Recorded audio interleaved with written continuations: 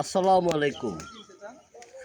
আজ মাহে রমজানের পবিত্র মাহে রমজানের নবম রমজান অর্থাৎ ৯ নাম্বার রোজা আজকে অতিবাহিত হচ্ছে। আর কয়েক ঘন্টা পরে ইফতার। তো এই ভিডিওটা যখন ধারণ করছি তার কয়েক ঘন্টা পরে ইফতার, এরপর নয় রোজাও চলে যাবে। একটা কথা বলার জন্য আসলাম, অনেকে রোজা রাখেন সারাদিন পানাহার থেকে বিরত থাকেন, রোজা রাখেন কিন্তু নামাজটা পড়েন না। বললে বলে যে পড়বো আর কি, কিন্তু পড়ে না।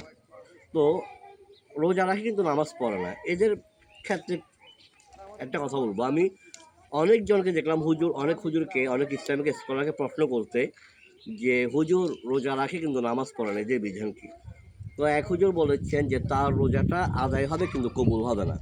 এর ব্যাখ্যা কি? ব্যাখ্যা হচ্ছে, উনি যে ব্যাখ্যা দিয়েছেন, আমি বা ইসলামিক স্কলার না, ওনার ব্যাখ্যা অনুযায়ী যে রোজা না রাখলে যে গুনাহ হইতো সেই গুনাহ থেকে সেই গুনাহটা আর তার হবে না।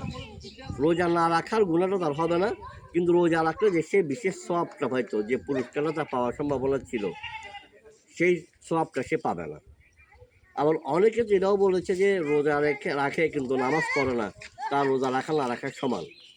তো আমি একটা কথা বলি, দেখেন, রোজা একদিনে একটা, 30 দিনে 30টা, বছরে 30টা রোজা ফরজ, একদিনে একটা।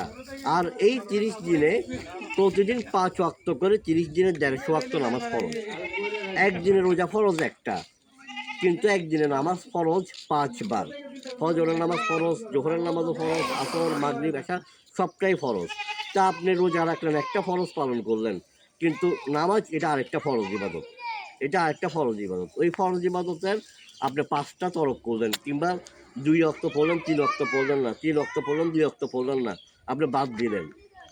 অর্থাৎ একটা ফরজ পূর্ণাঙ্গ আদায় করলেও আরেকটা ফরজ একেবারে আদায় করছেন না, অথবা আংশিক আদায় করছেন। 5 ওয়াক্তের মধ্যে 2 ওয়াক্ত পড়তেছেন, 3 ওয়াক্ত পড়তেছেন, অথবা একান্তই পড়তেছেন না। তো নামাজ না পড়ার শাস্তি কিন্তু ভয়াবহ। রমজান মাস পেলাম, কিন্তু রমজানে যদি নিজেদের গুনাহগুলো ক্ষমা করাতে না পারি, তাহলে আমরা পুরোই অভাগা। যেমন রাসূল সাল্লাল্লাহু আলাইহি সাল্লাম বলেছেন যে ওই ব্যক্তি অনেক বেশি দুর্ভাগা। অনেক জায়গায় আছে যে ধ্বংস হোক ওই ব্যক্তি যে পবিত্র রমজান মাস পেল, কিন্তু রমজান মাস শেষ হওয়ার আগেই তার গুনাহগুলো ক্ষমা করতে পারলো না। এটা তিরমিজি শরীফের হাদিস, 3545 নম্বর হাদিস। তো যে কথাটা বলবো যে রমজান মাস এসেছে, আমরা রোজা রাখবো, নামাজও পড়বো, নিজেদের গুনাহগুলো ক্ষমা করার যেন আল্লাহ রাব্বুল আলামিন আমাদেরকে ক্ষমা করেন, আমাদের গুনাহগুলো ক্ষমা করেন, তার জন্য সর্বোচ্চ চেষ্টা করব। ধন্যবাদ। আসসালামু আলাইকুম।